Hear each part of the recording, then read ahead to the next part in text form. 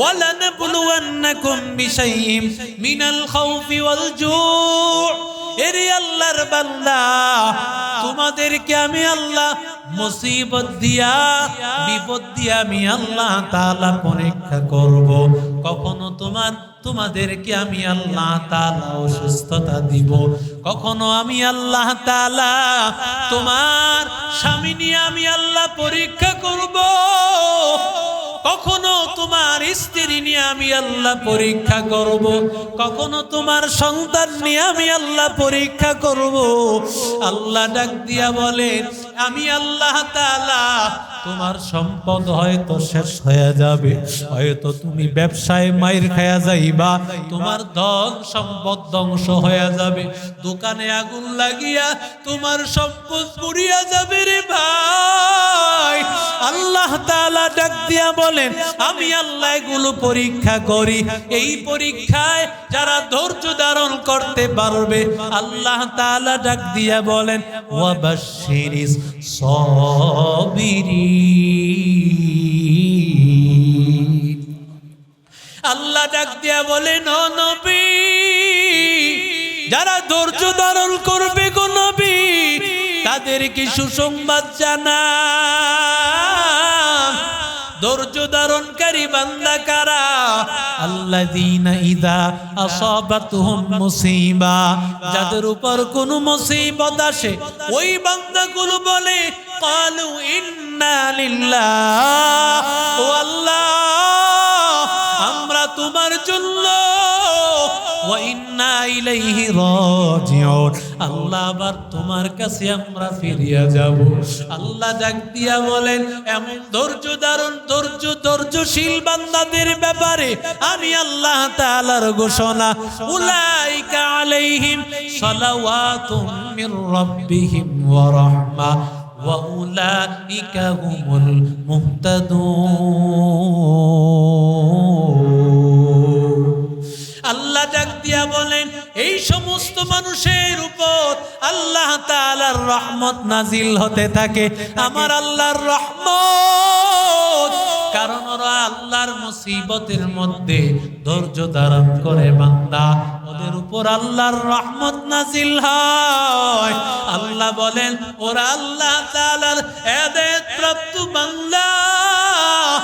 আল্লাহর বান্দা সূরা ফাতিহার মধ্যে আল্লাহর কাছে যে হেদায়েত চেয়েছে, ইহদিনাস সিরাতাল মুস্তাকিম, ও আল্লাহ হেদায়েতের রাস্তা দাও।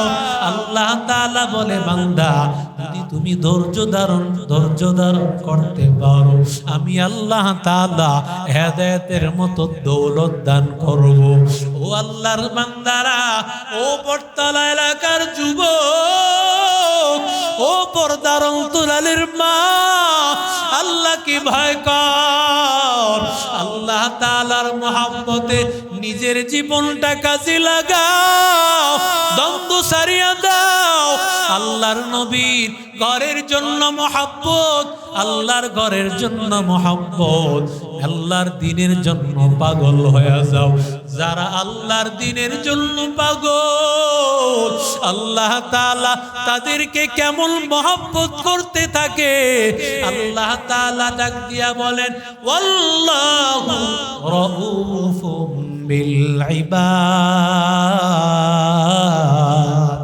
আল্লাহ তাআলা ডাক দিয়া বলেন, যেই সমস্ত বান্দারা আল্লাহর মহব্বতে সব কিছু বিসর্জন দেয়, আল্লাহ বলেন আমি ওই বান্দাদেরকে বড় মায়া করতে থাকি, ভালোবাসতে থাকি।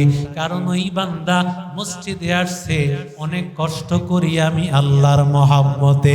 ওই বান্দা রোজা রেখেছে, বান্দা অনেক বড় দিন, কষ্ট হয়, রৌদ্রের তাপে কষ্ট হয়, তৃষ্ণা লাগলে কষ্ট হয়, এরপর বান্দা রোজা ভঙ্গ করে না। আল্লাহর বান্দা টাকা মালিক আল্লাহ বানিয়েছেন, যাকাত দিতে মনের মধ্যে কষ্ট লাগে, কিন্তু না, ওই বান্দা চিন্তা করে যাকাত দিলে আমার আল্লাহ তাআলা খুশি হবেন, ওই বান্দা যাকাত দিয়া দেয় আমার আল্লাহর মহব্বতে। এরে যুবক, তুমি মনে করতেছো দাড়ি রাখলে বুঝি আমার স্ত্রী বেজার? এরে আল্লাহর বান্দা, না না, এই দাড়িটা আল্লাহর মহব্বতে রাখো বান্দা।